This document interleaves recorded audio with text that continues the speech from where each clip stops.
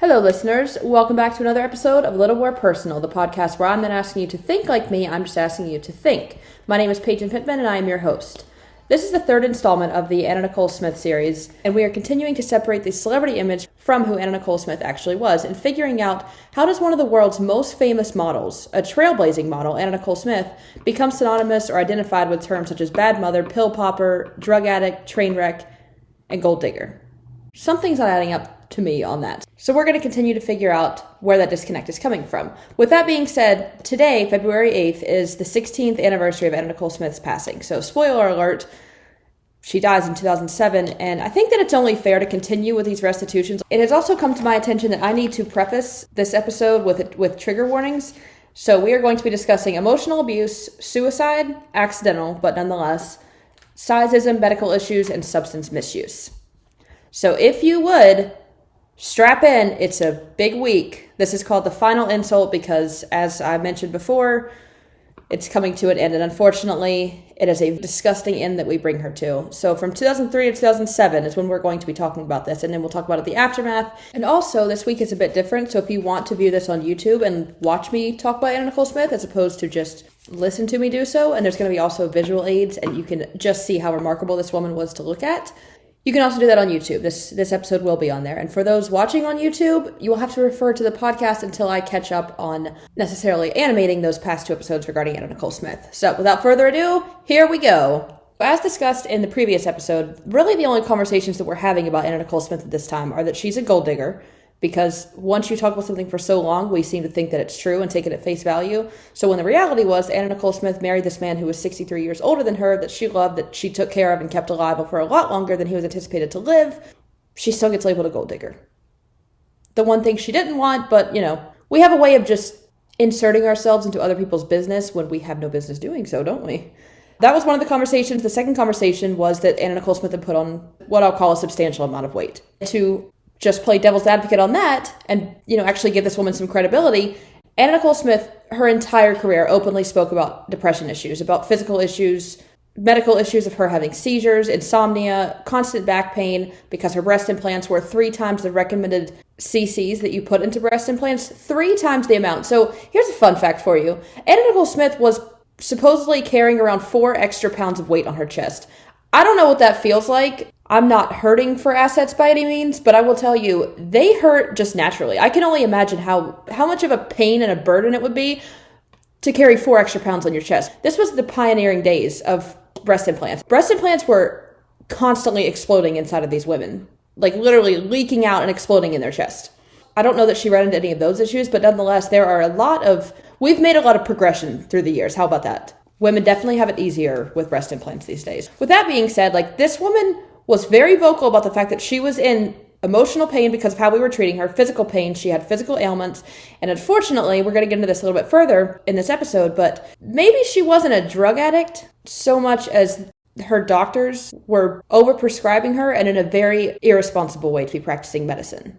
Okay, Peyton, why are you going on a tangent talking about all of these things? Because all of these things combined are what led to her depression. The best way that she knew how to treat depression was to go further into what she called her cave and put on even more weight, because there was no winning. She was up against everything. Everybody wanted a piece of her. Everybody had something to say about her. We were tearing her apart no matter what she was doing or not doing.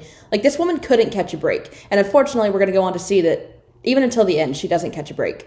Anna Nicole Smith is very vocal about the fact that she puts on weight because she is depressed, and then we make her punchline as a result of it. So in 2023, I would very much like to believe that we would treat someone better than tearing them apart and capitalizing on their depression and making it even more unbearable for them. I believe that we have progressed in time further than that. But unfortunately, in 2002, 2003, 1995 even, when all of this started, unfortunately, that is exactly how we were treating her. So those are the 2 conversations we're having at the time, and that brings us to 2003. Anna Nicole Smith started a movie called Wasabi Tuna. It starred Tim Meadows, which you may know him as Mr. Duvall from Mean Girls. It starred Alexis Arquette, and obviously Anna Nicole Smith. And this was a campy movie. It wasn't really a box office sensation. It did not win any Oscars.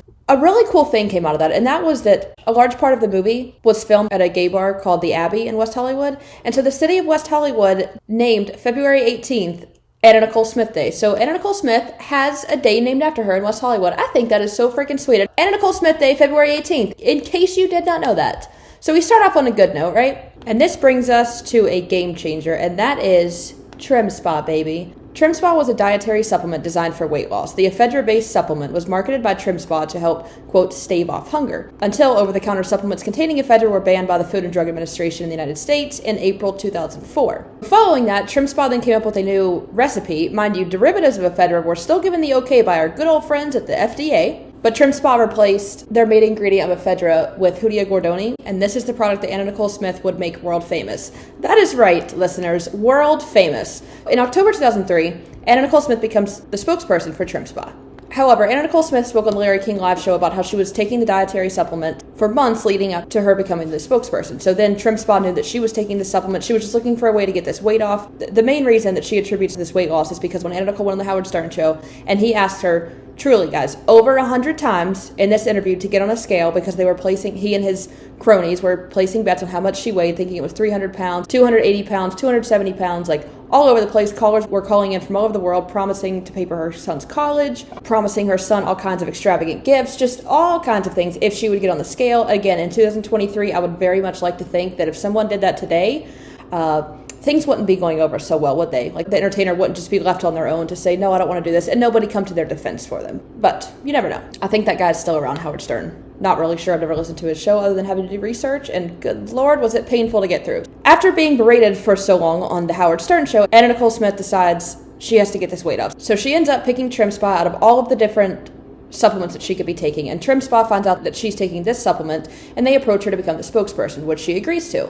Now the world wants to know, how did Anna Nicole Smith drop all of this weight seemingly overnight? She had kind of been in hiding, other than Wasabi Tuna, which was not a really marketed movie, if you will. Other than that, Anna Nicole had done a really good job of flying under the radar. So her reality show, The Anna Nicole Show, which again pioneered reality television, was still going on at this time, but I guess they were on off season, they weren't filming during this time. Nobody really knew where Anna Nicole Smith was. She was in hiding necessarily, and so she dropped all this weight, and the world was like, oh, she's skinny now.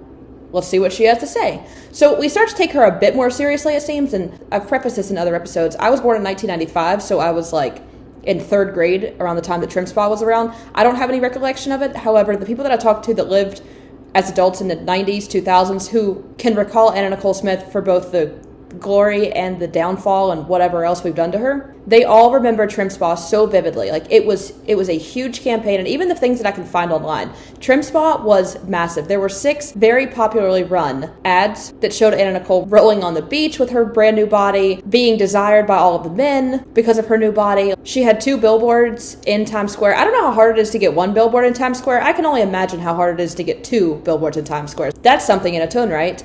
There were vans driving across all of the United States promoting Trim Spa with Anna Nicole's body plastered on the side of the van. She was on a race car during a NASCAR race marketing Trim Spa. Like, this woman was freaking everywhere. While us as a society may have been treating her like a punching bag or a punchline or just a joke, a lot of people wanted to look like Anna Nicole Smith. And I say that because by 2004, so less than 2 months of Anna Nicole Smith being the face of this product, Trim Spa sales jumped to $43 million. And according to the Bureau of Labor Statistics inflation calculator, that equates to $64 million today. So Anna Nicole may have been ridiculed daily by American media, but boy, did a lot of people want to look like Anna Nicole Smith. And the proof was in the pudding for the fact that this woman generated $43 million of sales in 2003 for a dietary supplement.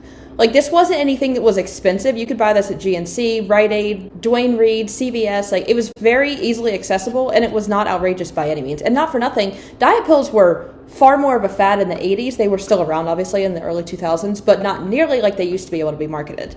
You might be making fun of her, but you sure want to look like her. I think that's an interesting paradox that we seem to just graze right over. So Trim Spa, again, I don't know that I will ever be able to understand how big of a campaign this was, but anybody that lived during this time, ask your parents, or maybe you lived during it. I don't know how old my listeners are. I haven't figured out the demographics yet, but Trim Spa was memorable. I don't want to say Anna Nicole was the first social media influencer, but I'll let you make up your own mind. For 4 months, Anna Nicole is the spokesperson for Trim Spa with no interviews. Like, this is just people seeing Anna Nicole Smith finally on the cover of tabloids looking what they deem as well. And again, we're just up in arms. Like, how did this woman lose this weight? As a matter of fact, news stations, I want to bring this to your attention. I'm not really sure at what point Fox News, CNN, NBC, MSNBC, all of these, I use this term loosely, but news sources that are like very politically based or whatnot, I will never have an explanation for why they discussed Anna Nicole Smith as much as they did, but I just want you to realize these media, God, I hate using that word, but they are, these mainstream media outlets are reporting about Anna Nicole Smith and her weight loss. I have a good feeling there are probably some more important things to be discussing during this time, but nonetheless, here we are. Nothing's really changed. So for 4 months, she's the spokesperson for Trim Spa, and finally she starts to do interviews. And the first interview she does is on Larry King Live, which to my understanding, I thought that maybe he was just incredibly cruel to Anna Nicole Smith. Come to find out, he's that way towards everybody, but it definitely seemed like he had a bias to, like, you got famous for taking your clothes off, so just like we do with most models that take their clothes off for a living, which is a talent in its own right, we seem to think that they're just property to do whatever we want to and say whatever we want about and act like they are our property to do whatever we want to. So he does berate her. You know, it gets really creepy in these interviews. So the Larry King show, he asked her to get up and spin around and show her body off, and he, like, groans into the camera and was like, look at that. Wow. Look at that body. Stop that. I understand she is into older men, but, like, she did not consent to that, and it's so creepy. Jay Leno says it a couple of times. Regis and Kelly on their show, it's just really uncomfortable. I don't know. Maybe it's just me. I'm just looking too much into it because we live in 2023 now, but somebody, like, growling at your body on national television, don't think that's a time that we should be doing that. I don't know. Maybe that's just me. This is a time where we're not necessarily starting to be nice to Anna Nicole Smith again. The start of her career when she was world famous for being an absolutely breathtaking model, that seems to be the only time that we were nice to her. And then she marries J. Howard Marshall II, and it all goes downhill. So I can't stress enough, it's not like we were being nice to Anna Nicole Smith at this time. It's just that we weren't being as sadistic to her. You know, like, now that she's skinny, we'll listen to what she has to say at least. So she's still a punchline, but she's back in the spotlight. Let's say that. Anna Nicole starts to do more interviews. She's kind of coming out of the woodworks, and she knows that people are necessarily on her side now because she's skinny and we want to listen to what she has to say. We're supporting her. She's getting back on top of her game, so to speak, the best that she can, with us taking her still not as seriously as we did at the beginning.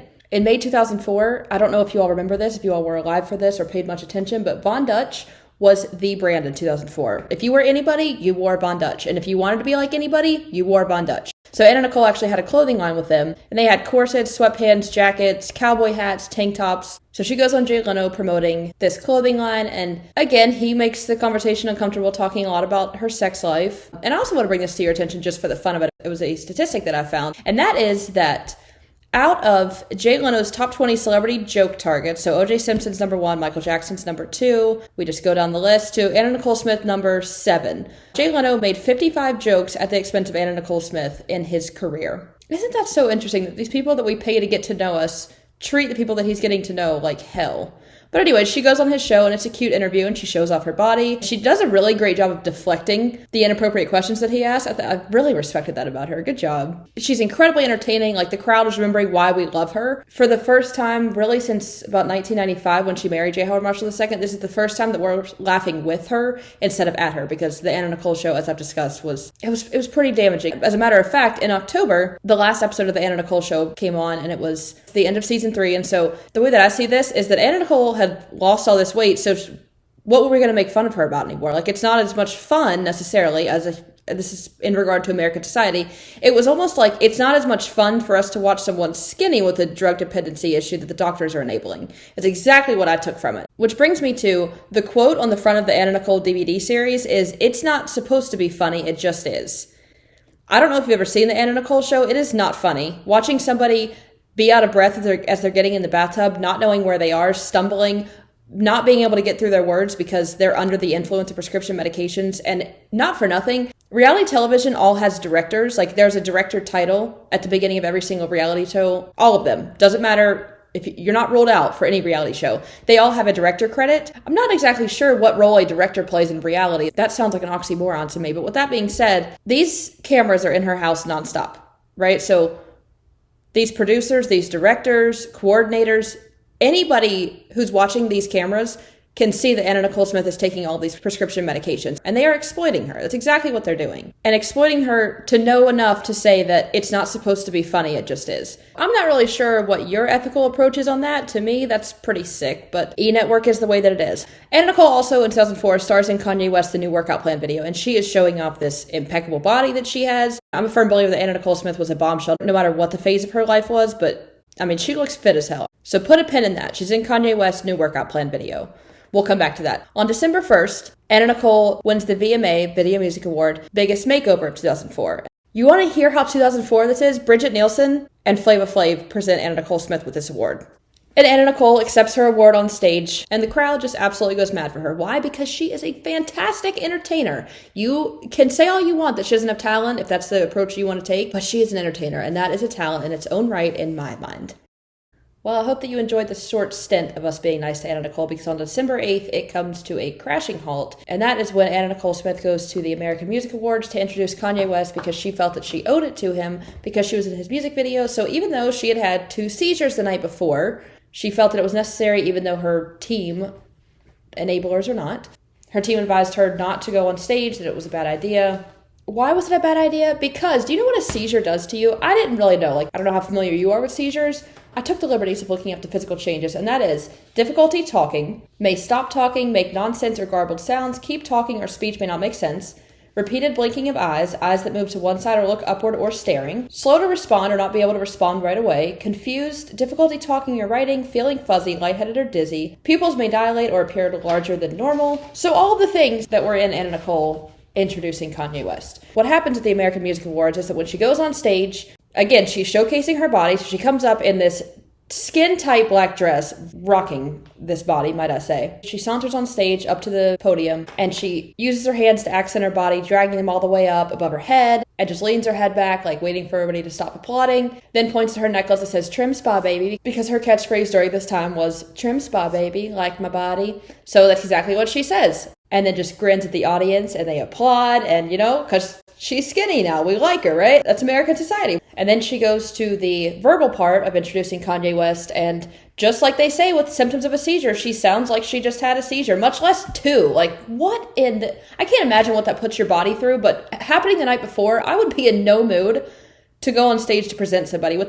Why do you think she went on stage? I mean, if you're being ridiculed for everything that you do or don't do, wouldn't it have been worse to not appear as it would have been to appear? And I think that also speaks volumes for the fact that she took her job seriously. When she committed to something, she was going to do it, right? So even though you just had 2 seizures, and not for nothing, she'd also been mentioning since 1998 that she was having seizures. I think that's something we need to remember. This is nothing new. We're just not listening to her. So she sounds spacey, she's slurred, her pupils are dilated, she can't focus on the camera. I mean, in her defense, if you just had 2 seizures, honey, I get it. I don't blame you. She introduces Kanye West, and the next day, again, Fox News, CNN, NBC, MSNBC, SNL makes a skit about it for a skit that they call the Biggest Train Wreck Awards. Mad TV makes a joke about it. Every media outlet used this opportunity to say that Anna Nicole Smith was on drugs or drunk at the AMAs. Not for the fact that it could have been a medical issue. And I'm just saying, in 2023, if somebody went on stage having this much mental and physical struggle, there is not a chance that no one would voice their concern. Look at what happened with Liza Minnelli, how nice we were when Lady Gaga went on stage with her and they presented an award. She was going through physical ailments, and we all seem to join the side of supporting Liza Minnelli and talking about what a beautiful encounter it was. We don't do that in 2003 or 2004. That was, no, we're not about to show up for somebody and be like, you know what, maybe it's not drugs, maybe it's something natural, or maybe, furthermore, maybe it's the FDA drugs that she's taking. Let's get into those, shall we? Anna Nicole Smith was on a slew of medications. I mean, let's just start going down the list, I guess. She was on Topamax. Topamax was an anticonvulsant, so to the best of my understanding, is you're not supposed to have seizures when you take this medication. The side effects are that mental problems such as confusion, slow thinking, trouble concentrating or paying attention, nervousness, memory problems, or speech-language problems may also occur. So, on top of a seizure, you're also taking medication that causes the symptoms of a seizure. Interesting. She's also on Valium, which is used to treat anxiety, alcohol withdrawal, and guess what? Seizures. Side effects are drowsiness, loss of balance, memory problems, and slurred speech. Same symptoms as a seizure. Anna Nicole was also on Cerax. I am not well versed in these. I think I'm saying this right. But she's on Cerax. What is Cerax used for? It is used to treat anxiety. And if you were curious, it is in the category of benzodiazepines, because we only know good things to come from benzodiazepines, right? And the risks are, tell your doctor or pharmacist right away if you have any withdrawal symptoms such as headaches, trouble sleeping, restlessness, hallucinations, confusion, depression, nausea, or, guess what? Seizures, trouble speaking, and trouble walking. Another medication Anna Nicole Smith was on during this time, Ativan. Ativan falls under benzodiazepines as well. This is used to treat anxiety as well. A couple of side effects of Ativan are confusion, lack of muscle control, stomach pain, which Anna Nicole also voiced complaints about throughout her entire career. Another side effect, tremors, addiction, rebound anxiety, restlessness, depression, and memory loss. I also want to point out the fact that we are really complacent in calling her a drug addict. These aren't drugs. These are prescribed medications. This is a doctor, somebody that we're supposed to trust, right? Especially in 2004. 2004, we are not built to question what doctors are doing. Like, they pay all this money to do the right thing to tell us what's wrong with us. And since we're not even near the end of the list, I think it's a good time to voice the fact that it's quite uncomfortable that Anna Nicole Smith is known to have seizures, and she's on medications to treat these seizures. But yet she's on medications that have side effects of seizures. What kind of sense does that make? Like, can you imagine what this poor woman's body is going through? Good grief. But nonetheless, these doctors, they were really good at putting a Band-Aid on the issue rather than fixing it, weren't they? So next medication in her defense. Klonopin. Klonopin is used to prevent and control seizures. You get 0 points for guessing what category that is. Benzodiazepines, once again. And the label says you may experience a worsening of seizures when you first start using Klonopin. And last but certainly not least is chloral hydrate.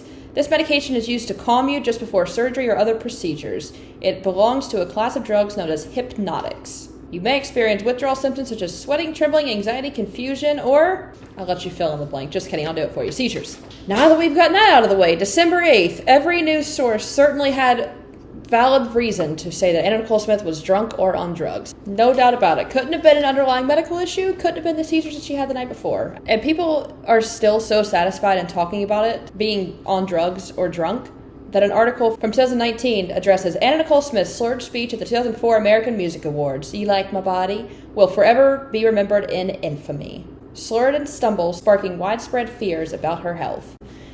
Not a damn person was concerned about her health. We were tearing her apart, and she was a punchline again. It was just easy for us. Just like anything else, Anna Nicole gets through that. I mean, this woman's resilient. She stays around, and she's going to stay relevant. So in March 2005, that's right, we moved on to the next year. Let's leave 2004 in the past, for the love of God. With the exception of Mean Girls, did anything good happen in 2004? So March 2005, Anna Nicole makes a cameo in the movie called Be Cool, which starred Vince Vaughn, Steven Tyler, Dwayne Johnson, John Travolta, Uma Thurman. This is a pretty big movie. She makes a cute little cameo as Danny DeVito's love interest. Shortly after that, Anna Nicole goes on to present the Video of the Year, which is the last award of the night at the MTV Australia Music Video Awards. She shows off her body. As a matter of fact, she shows it off so much that she is, how do I describe this for those listening on audio? She pulls down her dress to reveal these MTV pasties over her breasts. And again, the crowd goes absolutely mad for this because we can't fight the fact that she is one hell of an entertainer. And she looks great, man. She looks so freaking cute. She just looks like she belongs on a beach in this video. I dig that for her, man. You present the very last award of the night, there's something you're doing right. September, Anna Nicole Smith starts filming a movie called Illegal Aliens, which was a B movie. A B movie, for anyone who does not know, is a low-budget commercial film. So it's not going to be up for any Oscars necessarily. I don't know there's any case where a B movie was taken home any Academy Awards, but this film, think like a knockoff Charlie's Angels. Hot women fighting evil and destruction with some comedy. And it's cute. It's predictable, but it's cute. This brings us to 2006, and as you can see on the YouTube format, this requires me to sit a little closer to camera and brace myself because it is quite a year coming up for Anna Nicole Smith. In June 2006, Anna Nicole reveals on her website, she releases a video telling her fans that yes, the rumors are true, she is pregnant, and that's pretty much all the information that she provides. Very shortly after that, within a month, Anna Nicole moves to the Bahamas with her lawyer, Howard K. Stern. And you know what, guys? Anna Nicole can't even move to the Bahamas right, apparently. So she gets granted citizenship after what seems to be like a month of living in the Bahamas. And here's what one media outlet reports about it. B-list celebrity and regular entertainment television fixture Anna Nicole Smith has changed the face of Bahamian politics. Not since Category 4 Hurricane Bessie made landfall in 1965 has one woman done so much damage in Nassau. Like, what? The subject is Hurricane Anna Nicole wreaks havoc in the Bahamas. And believe it or not, American citizens are just up in arms about the fact that Anna Nicole Smith got her citizenship in the Bahamas in less than a month because, as we know, Anna Nicole Smith just can't do anything right, and we will find anything to tear her apart with, and apparently that's good enough for us. Now, along with everybody wanting a piece of Anna Nicole Smith, around this time, she's 8 months pregnant, and the homeowner wants $1.4 million from Anna Nicole Smith because when you find out that somebody's worth more, you can certainly raise it and gouge them. And why would Anna Nicole Smith catch a break ever in life? We haven't cut her a break this far. Why would we start now? I have no dog in the fight with politics. I am beyond more than Switzerland. I remain ignorant on politics for my own personal interest and for my own personal safety. I don't have a dog in the fight when it comes to politics. However, Fox News goes on to report about this. That's right, America. Of all the things going on in our world in 2006, I don't know what those were. I was in 6th grade, and I certainly was not watching the news any more in 6th grade than I am now. But Fox News is just one of the many outlets to pick up the story about Anna Nicole Smith getting gouged for $1.4 million from the Bahamian homeowner who is demanding more money from her for no reason after she's already moved in. And then on September 7th, 2006, Anna Nicole Smith gives birth to Danny Lynn Burkhead via C-section. I've never seen a C-section, and I watched it for you all. And I can't unwatch it for you all either. So Entertainment Tonight ran a segment showcasing Anna Nicole Smith's C-section of Danny Lynn Burkhead. And while Anna Nicole is, all stitched up and falling apart at the seams, literally because she just had a C-section, she holds Danny Lynn in the operating room and she's in love with her. Like, this baby is so beautiful. And she's 16 now, I believe. What a freaking looker. Go get him, Danny Lynn. You are a perfect blend of your two parents. So Entertainment Tonight runs this segment and the world gets to meet Danny Lynn Burkhead. And then the next day, on September 8th, Daniel Wayne Smith, who was Anna's baby, remember, that's her only constant she's had since she was 17 years old when she had Daniel. Daniel comes down to the Bahamas to celebrate the fact that he has a new sister and to be with his mother as she's recovering from the surgery. There's a couple pictures of them as a family during this time, and it's so sweet, and you can see the amount of love on Anna Nicole's face. Like, this is the happiest I think I've ever seen her in interviews, in live footage, in anything. I've never seen her so happy as having her son, the constant in her life, and having this newborn baby in her son's arms. I've never seen a happiness on her face like that moment. Daniel stays for a couple days to visit with his mom and his new sister, and that brings us to September 10th. And on September 10th, Anna Nicole Smith wakes up in her hospital bed, looks over, she has her brand new baby beside her, Danny Lynn, and on the other side of her is her son Daniel, who she assumes is sleeping in the chair beside her until she realizes that Daniel is not breathing. I don't think that I'll ever be able to stress this enough. I am not a parent. I don't know what it's like to love a child as a parent. I don't know what it's like to lose a child as a parent. And I will never claim to understand what any of those emotions feel like. The best that I can do is put myself in the situation where you wake up one day and the only constant you've had in your life, when the world has been rooting for you to fail for 10 years now, the only person who has loved you unconditionally, the only person that has been there for you, the only person that you do everything in your power to provide for and that make sure is safe and taken care of and that they feel loved. I'm never going to be able to communicate what it's like for Anna Nicole Smith to wake up having just brought a new child into this world and having everything that you could want, which for her was your two babies. Now you have two people that love you unconditionally because nobody's been there for her from childhood until now. No one but Daniel has ever been there for her consistently. And, a lot of people relied on her. A lot of people used and abused her. So they necessarily did rely on her for those things. But Daniel relied on her for life, for comfort, for love, for validation, for support. That's her baby, right? The only way that I can imagine it is the way that people explain Anna Nicole Smith later is that the day that Daniel died was the day that Anna Nicole Smith died. If you think that's sick, well, guys, just strap in because someone sold the pictures of Anna Nicole Smith holding her deceased 20-year-old son so that they could post it on trash magazines. Trash magazines being Star Magazine, National Enquirer, People Magazine, Us Weekly, In Touch, all those trash magazines. Someone took the photos of Anna Nicole Smith holding the body of her son so that they could sell it to us.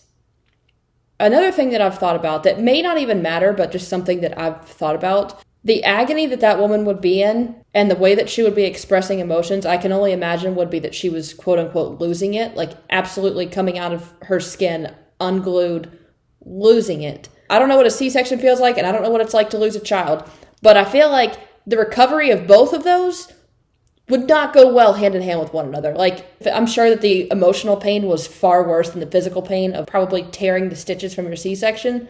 But nonetheless, when I tell you her world disappeared that day, I mean that her world disappeared that day. And any interview that you watch from there on out, she is never, ever the same.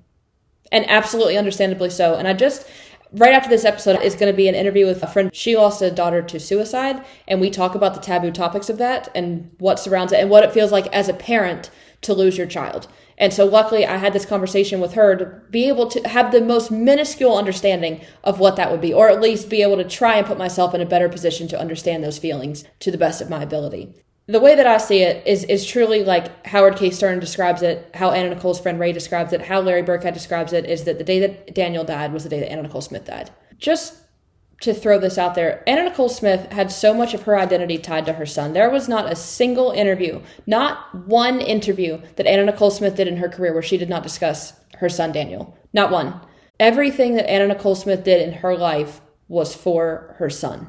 All of it. The survival, the trudging on no matter how horrific we found that we could be to her. Like, she still made it through to be there for her son. And then if you think about Anna Nicole Smith's life in terms of a city, was that Daniel was like the light of that city. And the day that he died, the plug is completely just pulled on that electricity. And she's just in complete darkness. I can't imagine. Like, she did this interview shortly after with, I believe it was CNN. It doesn't matter. They're all one and the same. But she does this interview where she's talking about, she feels like Daniel is stuck and he's scared and he's lost and he doesn't know where to go. And that's like her biggest fear. So even having a brand new baby, like, I can't, as perfect as this baby was, I cannot imagine being so checked out from reality that you would be able to be a present parent for that child, regardless of how much you tried, given her situation and how much she relied on Daniel and what he meant to her. I can't imagine that you could be a present parent for a child at that time. There's just no way. And it later came out that Daniel died of a methadone overdose. And the methadone that Daniel had taken was prescribed to his mother. And it's probably going to come as no shock that American media jumped on the opportunity to point the finger of Daniel's death at Anna Nicole Smith. I can't imagine the person that sat there thinking, this is my right. This is my right to point the finger at the mother who loved him more than anything, who did anything she possibly could for him. Truly, her entire adult life put him first in every situation. I think that this is my right to point the finger at Anna Nicole Smith and say that she killed her son. That's the plan of action. That's a scary thought, man. And one that unfortunately a lot of our citizens, American citizens, were comfortable in accusing Anna Nicole Smith of. Not to worry, it doesn't end there, and we are not about to come to Anna Nicole Smith's side to say, I'm sorry for the loss of your son. As a matter of fact, like I said, we put it on the front of trash magazines, and we buy these trash magazines. And then her mother, we don't hear much about her mother, but one of the things that she does do is go on national television. She goes on this man, Dr. Keith's show, which I would be remiss if I didn't go on to talk a little bit about Dr. Keith and who exactly we're listening to at this time. Let's just go down the list, shall we? He considered transgender surgeries to be irresponsible. He claimed that marriage had, quote, died because of same-sex marriage. He likened same-sex marriage to bestiality. He has linked gay parenting to sexual abuse of children. And then here's the good stuff. You know what? Think what you want, whatever gets you through the night. That's wonderful. You're welcome to have your own opinions. I'm not asking you to think like me. I'm just asking you to think. But we can't really deny this one, and that is that he was accused by multiple patients and employees of sexual assault and harassment. 3 malpractice lawsuits by former patients alleged physical and verbal abuse, and 3 former employees filed affidavits claiming threatening and abusive behaviors. So, I mean, real stand-up guy. Why would we not be listening to this man? On the Dr. Keith show, Anna Nicole Smith's mother goes on what is somehow national television and talks on the Dr. Keith show about how she found that Anna Nicole Smith was a bad mother. So not only is Anna Nicole Smith, grieving isn't even an encompassing word for what emotion she would be going through or what she would be facing with the fact that we're all pointing the finger at her already. But her mother goes on national television to point the finger at Anna Nicole Smith, who did everything in her entire adult life for her son, and says that Anna Nicole Smith is responsible for his death. Yeah. And we aired it. Like, what the hell are we doing? We aired this. Somebody out there had to have watched it. Like, oh my gosh. Unfortunately, but not surprisingly, as a response, Entertainment Tonight, of course, lines up the interviews with Anna Nicole Smith, and she is not well. She is not well at all. You can see the heartbreak. You can see the agony she is in, the anguish, the confusion. She's nearly nodding out. She's angry about her mother going on national television and saying that she's responsible for the death of her son, to which Anna Nicole Smith discloses for the first time a more in-your-face description than she has in prior interviews, talking about the sexual abuse that she went through as a child. And there's just no filter because she's not there. She's genuinely, in this interview, Anna Nicole Smith is not present anymore. Like, she is checked out completely from reality. And I cannot say that I blame her, because I can't imagine for the entire world rooting for me to fail for the past 10 years and then pointing the finger at me as a murderer of my child. And it seems like Entertainment Tonight is just eating it up. They are prodding her with all of these questions, anything they want to ask her. Like, this is not necessarily trying to make her be an open book. This is for the ratings, to watch her come unglued, to absolutely lose it in front of national television again, because we can't get enough of the agony that we are putting this woman through. It's like a drug that we never get a fix from. Like, how much mental torture can we put her through? How much physical torture can we put her through? And watch her just come unglued before our eyes so that we can get a laugh out of it or a kick out of it or whatever it may be. Like, it's sadistic and it's disgusting what we did to this woman, guys. It is probably going to come as no surprise that 6 months later, after Daniel dies on February 8th, 2007, Anna Nicole Smith is found unresponsive and later goes on to pass away in her Hollywood Hard Rock hotel room. Anna Nicole Smith's death is labeled as an accidental prescription drug overdose, but I think that our more knee-jerk reaction is to call it a drug overdose. And that is a very unfortunate thing, because of the 44 medications that were found, they were all prescribed. 44 medications were given to this woman. So again, this is 2007. We weren't talking about what prescription medications you should and should not mix. We weren't talking about the fact that at no point in your life should you probably be prescribed 44 medications. If you remember back to the first episode, we talked about the fact that all of these stories and rumors were circulating in, I think it was 1997, when Anna Nicole Smith's friend was suffering from an overdose that was staying in her hotel room. And so medical professionals urged her to go to the hospital for whatever reason. There was nothing in her system except for Valium and Vicodin, which she took for insomnia and seizures, which is exactly what she says in the interview. So again, she's been vocal about the ailments that she has. She does not understand the fact that she's being overprescribed and that doctors are not doing their ethical job of finding the cause of it, but they're treating the symptoms rather than the cause. She's not privy to that information. What I find most disturbing is that what caused Anna Nicole Smith's death may have been a combination of these drugs, and as a matter of fact, it was chloral hydrate, which is what killed Marilyn Monroe, which we spent her entire career comparing her to Marilyn Monroe. I think it's very ironic and unfortunate that she went on to, now we can just sum it up as, well, she died the same way as her role model. Anna Nicole Smith, one of her enablers, that's exactly what she had, is what everybody wanted a piece of her and wanted to enable her so they could take more and more and more from her. What I find to be so disturbing about Anna Nicole Smith's death is that one of her enablers, or if you'd rather me say team members, let's say team members instead of enablers, one of her team members that was on her payroll injected Anna Nicole Smith with B12 and human growth hormone in her buttocks, and obviously did not know what they were doing, injected her improperly, and so she had an infection that was forming in her buttocks, causing a fever. And her fever got up to 105 degrees when Anna Nicole Smith landed in Fort Lauderdale, where her hotel was at Hard Rock. She landed there with a 105-degree fever. She won't go to the hospital. It's not worth it to her for these rumors to start circulating. Like the previous drug overdose that we were starting rumors about her in 1996, that was bad enough. I can understand why she wouldn't want to go to the hospital. If you know that these negative stories are going to come out of it, like I'm sure she wasn't reasoning, this could save my life. It might not be that, it's probably that extreme. I doubt that she was thinking that at the time.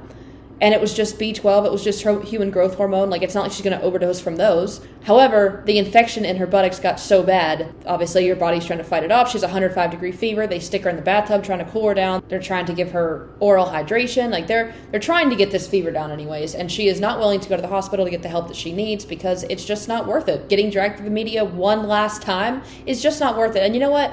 Even if she knew that it was her time, I don't know that you could bounce back from everything, like just that final 6 months, the way that we were treating her, the money we were making off of her, or if not we, then our media industry, the amount of money that our media industry made off of this woman was far more than, number one, that she was proposed to get from this inheritance that labeled her a gold digger, right? It was like $500 million.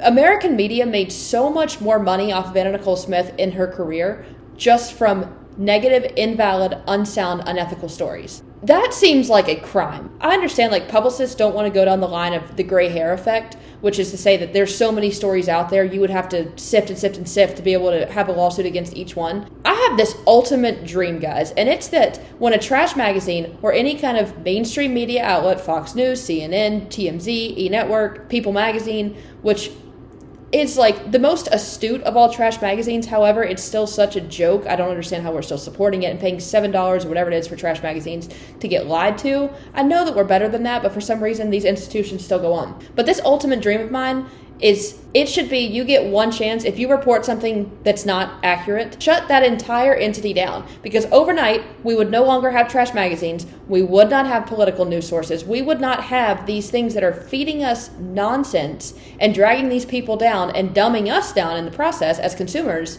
These things would disappear. Aristotle explains that morality exists because you participate in it. So that's to say that things are the way that they are because we accept things for the way that they are. So we didn't have to watch this woman die. We didn't have to put her son through everything that he went through and watch his mother go through these things, ultimately lead to his untimely death. Like, we didn't have to do these things. We didn't have to buy these reports about Anna Nicole Smith overdosing. We didn't have to buy magazines of her holding her dead son in her hospital bed. But we did it. If history has been told the wrong way, I think that it is our moral duty to go back and explain it and tell it the right way. And so here are my thoughts on this.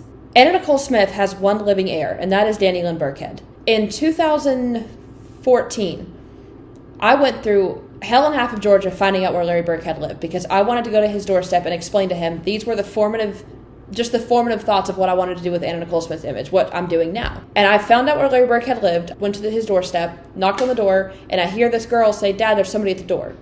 And I'm like, oh my God, is this Danny Lynn Burkhead?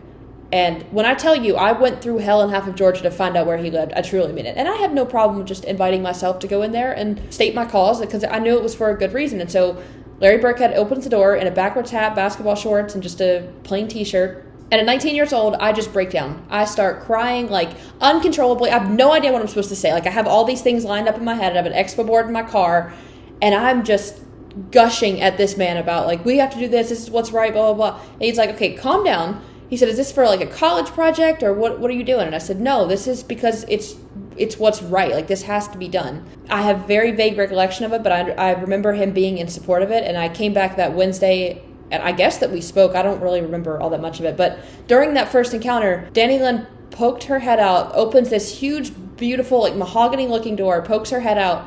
And I think she's 8 years old at the time. And she smiles this smile that is, the best way I can describe it is that it broke my heart into a million pieces and built it back up all within like 2 seconds flat. And she had this radiant energy about her that you could just feel it from making eye contact with this girl. And she was so beautiful and she looked so sweet and so innocent and all the things that we fell in love with her mother for. And I'm not comparing, like, I'm not putting Danny Lynn in the same category with her mother because I think that we're doing this really sick thing of comparing her so much to her mom that we start to like root for the same thing to happen to her. Like, we expect her to go down these same paths as Anna Nicole Smith. But the problem with that is Anna Nicole Smith didn't go down these paths. Like, we either led her to these paths, our FDA-approved doctors, FDA medications, overprescribing, all of the things of the such, they led her down this road. Our own ignorance, so Anna Nicole Smith marrying somebody that was older than her, that loved her, and us labeling her a gold digger, that was our own ignorance. Being labeled a bad mother, like, that was something that came about in 2006 when, again, her mother went on national television pointing the finger at her. All of these news networks are basically siding with the mother, saying that Anna Nicole Smith is responsible for the death of her son. That wasn't Anna Nicole Smith's doing. That was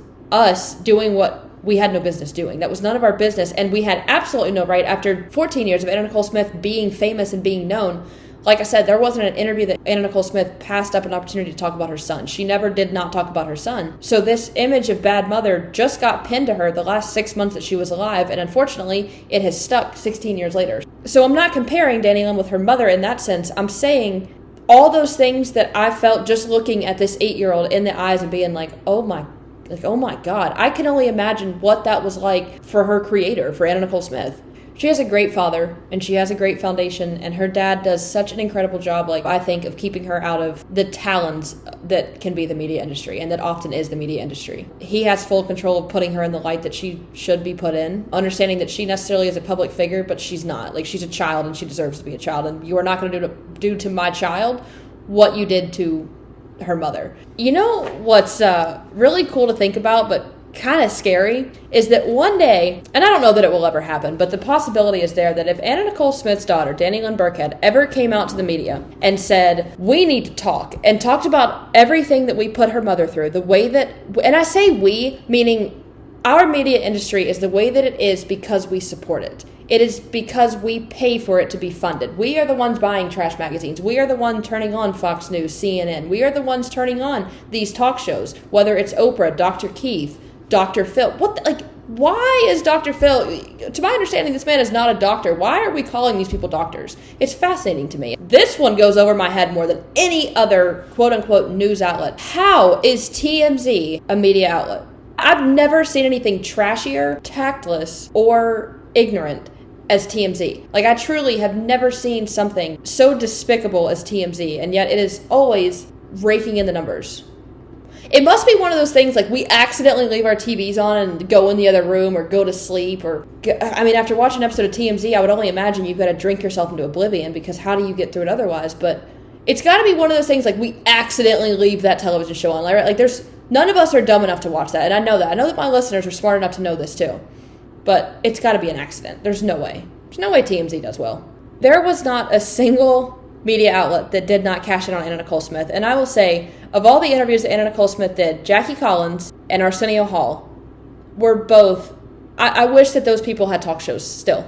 They were fantastic interviews. And I understand Jackie Collins is no longer alive, but Arsenio Hall, dude, you need a show again. I don't know who you thought you were leaving television, but you need to come back. You were the man then, and you absolutely are nice enough and understanding enough and funny enough to be the guy again. You could blow these talk show hosts out of the water. Come back. We need you. We really freaking need you. Unfortunately, we still find ourselves in this predicament 16 years later, after Anna Nicole Smith's death, where we are calling her a bad mother, a train wreck, a pill popper, a gold digger, and a bad mother. And I don't understand how. I'd like to just touch on this really disgusting part about Daniel's death, is that there was a show at the Royal Opera House in London about Anna Nicole Smith's life. I'm going to post in the episode description below the link to this. And this was posthumously of both, obviously, Daniel and Anna Nicole Smith. First of all, they make a joke out of Anna Nicole Smith, just like seemingly anybody else did. When they get to the death of Daniel, they depict his death as sitting in a recliner in a black trash bag, not even a body bag, a trash bag, and Anna Nicole Smith being incredibly overweight, basically portraying her like a slob. I don't know that I can think of anything less respectful than putting this supposed 20-year-old boy in a trash bag for a show about his, regarding his death. That is, TMZ, you might have somebody rivaling with you for absolute disgust. I don't know. So this opera house, the guy portraying Daniel Wayne Smith, I believe there are 100 medications that he sings about of what he supposedly overdosed on, which Daniel Smith overdosed of methadone and methadone only. Anybody that could hurt Anna Nicole Smith, it seemed like they took the opportunity to do so. They went out of their way. Even the aftermath of it, nobody is there to win from mutilating her in the way that we did. And yet we still do it. I don't get it, how heartless and how lost we can be to understand the fact that Anna Nicole Smith has one living heir, and that is Danielle Lynn Burkhead. And to understand, I explained this to her father when I went to their house that time. And I explained to him, I was like, it's not fair that you're the only person on her side that's rooting for her mother. It's not fair that all these media outlets got away with what they got away with, and they don't have to carry the burden of killing this woman every single day. Truly, because what other out do you have? What would you have done? Think about that. What would you have done if the entire world was rooting against you, waiting for you to fail, wishing for you to fail, making it truly impossible for you not to fail? I was doing this meditation, thinking about this through Anna Nicole's experience, and it's that I prefaced in the past couple episodes, Anna Nicole Smith just wanted to be loved, accepted, respected. That's it. That's all this woman asked for. And we gave her a dose of it when she got famous, right? She pioneers a new body type. She's a world famous model. She's beautiful. She knows that she is because we're building her up. We're validating her. We're putting her all over the world, and soaking up everything she has to say, holding on to her every word. And she thinks, this is a sure thing. People like me. She's finally getting this validation she's never had in her life. She's getting this, what seems to be at the time, unconditional love. She's never had that, with the exception of her son. And then overnight, man, she marries somebody that loves her, that wants to take care of she and her son. And that is, no, Anna, we got to take that away from you. Like, absolutely not. That's not going to happen. And from there, it was just, she was the whipping boy. No matter what she did good or right or changed or didn't change, it was never going to be good enough. And we really enjoyed like watching somebody call their way back to our good graces, right? So I was doing this meditation, and it came to me thinking about like what she was up against after Daniel died, or even like faced with the day that she was met with her death, thinking about what she was up against. And here's what I thought in this meditation was that health problems, death threats. She had 4 FBI cases open during her lifetime. 2 of them were for death threats. One was that her stepson, Pierce Marshall, J. Howard Marshall II, her husband's son, had accused her of murder for hire. And she also had an FBI case open for an ex that was stalking her, brought a knife into her house, threatening her at knife point, wouldn't leave, then went outside and physically assaulted her neighbor. He got arrested, and I think he spent 6 years in jail or prison, wherever he went, and continued to stalk her after the fact, went to all of these trash magazines with stories about how she's this sexual fiend. Another thing is that there were so many, I won't call them journalists, news reporters. Again, I even use that term loosely. These trash television outlets for whatever this agenda was, this predisposed, premeditated hatred for Anna Nicole Smith. All these people seem to be so wrapped up in Anna Nicole Smith's sex life, and like Jay Leno, why are you reporting about Anna Nicole Smith wanting to have sex up to 10 times a day?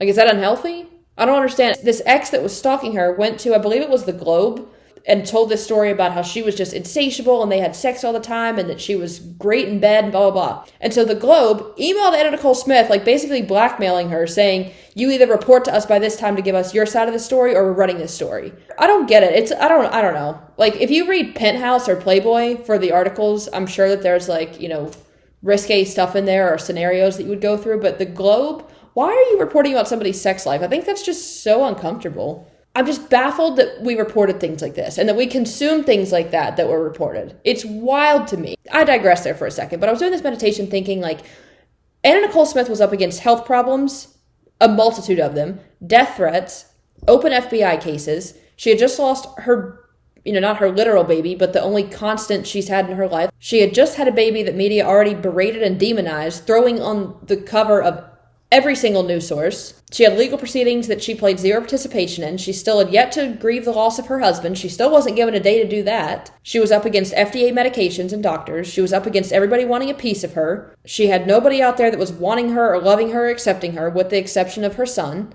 And that's all that she wanted, was to be loved, accepted, respected. Like, it wasn't that hard. She didn't make that many demands or that many requests, right? And then lastly was that Anna Nicole Smith was just a body. Like, at the end of the day, she was just a body, whether it was shamed or appreciated. She got famous for this new body type, right? She pioneered, or at least put back on the map, this new body type that we hadn't seen since the 1960s.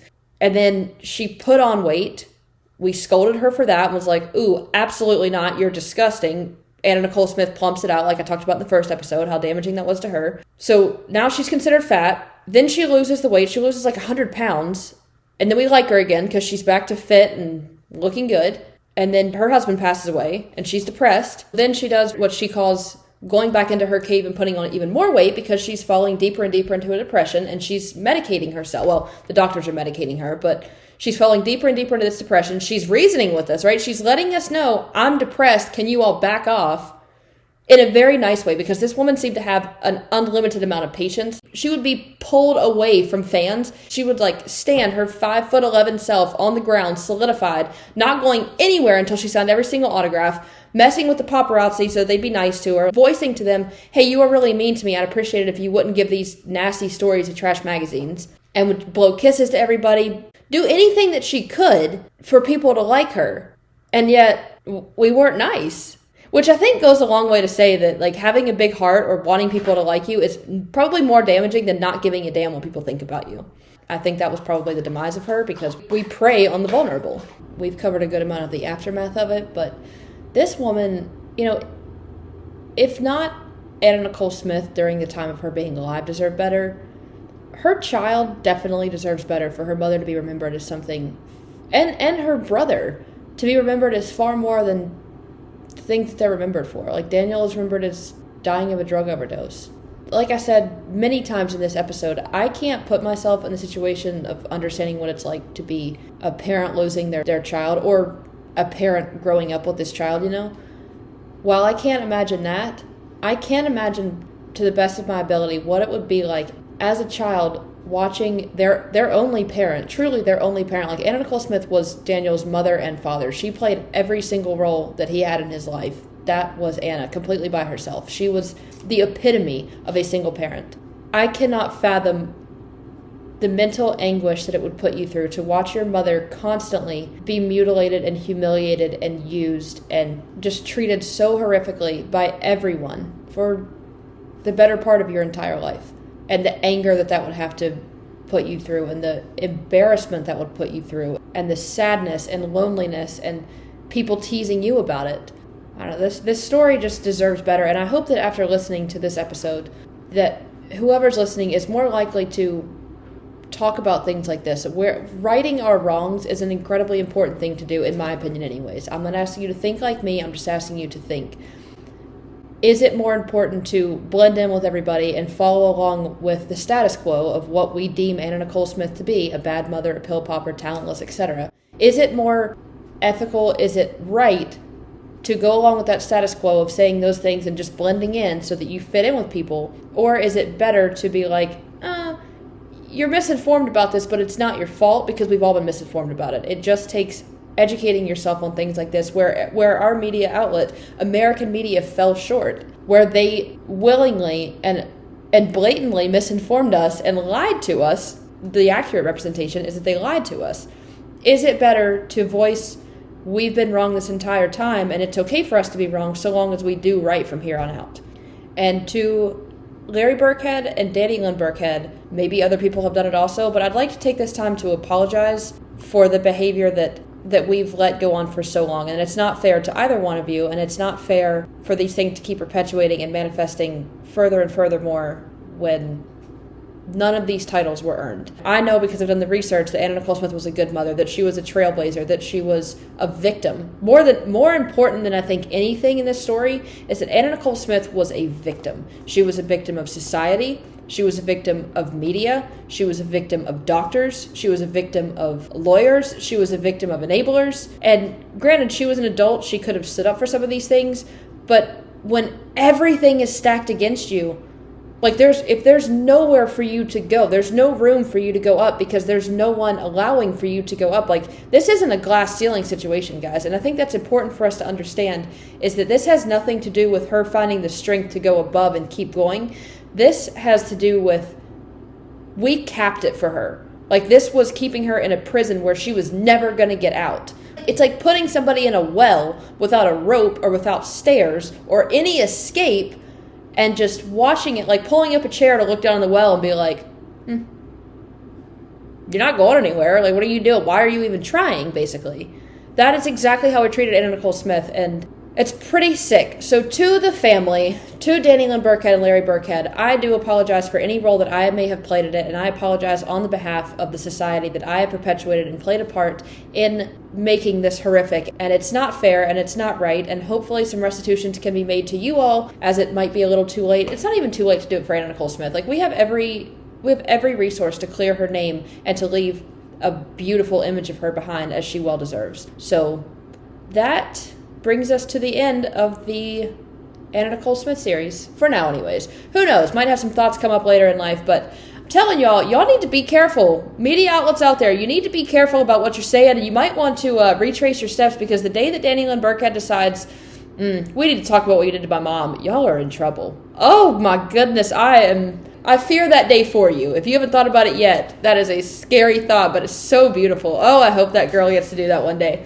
Thank you for joining me. My name is Peyton Pittman, and I will see you all for another episode of A Little More Personal, actually right after this, because the other one is edited. I'm glad that I finally got this out, because it feels good. I sat on this episode for so long, just beating myself up, thinking, you have one chance to get this right. This is it. And I thought about it one day. I was like, Peyton, This has taken 31 years for these images to stick. Like, for these identifiers of Anna Nicole Smith, this has taken 31 years for us to get this comfortable with. Like, it's not going to happen overnight, and maybe it will. I don't know. But we are going to do better, and we're going to fix this, because this is just disgusting. There is no excuse for what we did to this woman and for what we continue to do to her. Like, just leaving her in history as though she played every part in burying herself.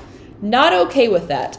Thank you for listening to this episode of A Little More Personal, the podcast where I'm not asking you to think like me, I'm just asking you to think. My name is Peyton Pittman, and if you tune back in about, let's say realistically, an hour, because I have to make everything perfect for the next podcast, then you can catch the next episode where I interview an outstanding woman about some taboo topics.